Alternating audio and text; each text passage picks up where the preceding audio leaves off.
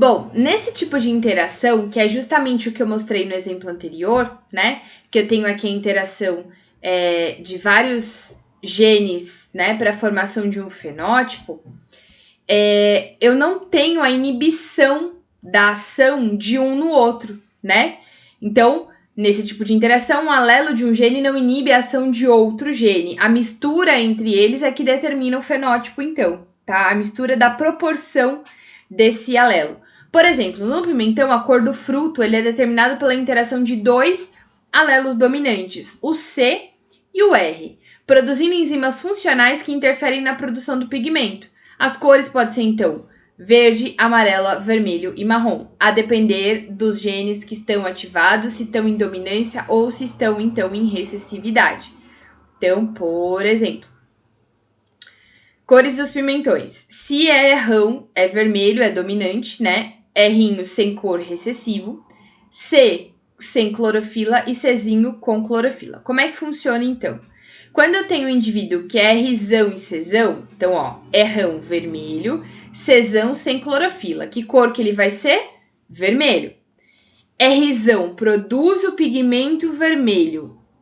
Czão não produz clorofila. Quando é Rzão e Czão, o que eu estou vendo é um pimentão vermelho, tá? Quando eu tenho, por exemplo, Rzão e Czinho. Rzão é vermelho. Só que a interação com outro gene, o Czinho, determina com clorofila. Quando eu pego um pigmento vermelho e a clorofila aqui é verde e misturo esses dois pigmentos, eu tenho uma coloração marrom. Então, é tipo mistura de tinta guache, tá, gente? Dependendo da proporção que eu tô misturando. Rzinho é sem cor, recessivo. Mas o Czão determina ele ser sem clorofila. E acaba que o pimentão fica com uma tonalidade amarelada por causa dessa junção, por causa dessa questão dos pigmentos, tá? Não tem clorofila, ele não tem... a cor é ausente, acaba que ele fica numa tonalidade amarelada por causa da coloração das próprias células. Não tem pimentão albino, tá? Então por isso que aqui fica amarelo. Um outro exemplo, Rzinho é sem cor, mas o Czinho é com clorofila. Que cor que ele vai ficar? Verde. Então, a interação entre os genes e os alelos desses genes acaba gerando uma gama de fenótipos maior.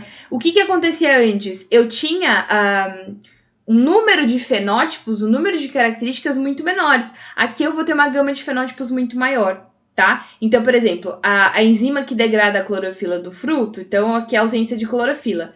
Se eu tenho pigmento vermelho produzido, o pimentão é vermelho. Tá? Se eu tenho ausência de pigmento ou caso pigmento amarelado por causa das outras células, eu tenho pimentão amarelo.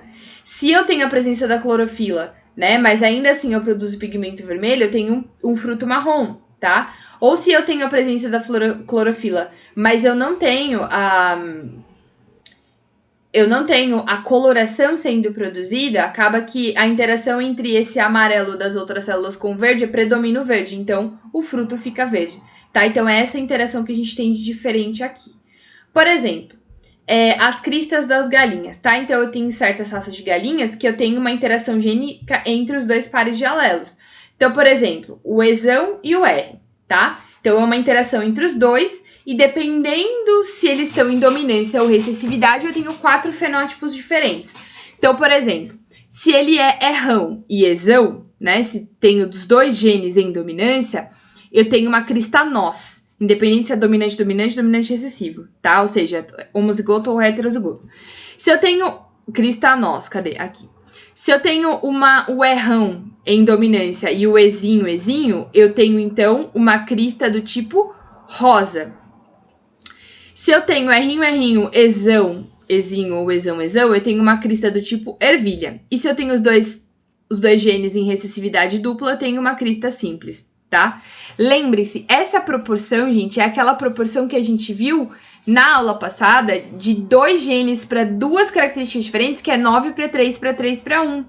É a mesma proporção aqui, tá? Porque eu também tô trabalhando com dominância e recessividade. A diferença é que os fenótipos, eles são devido à interação de genes diferentes, tá? Então, eu vou ter uma proporção maior desse aqui, 9 indivíduos para 3 indivíduos para 3 indivíduos para 1 indivíduo. Tudo bem?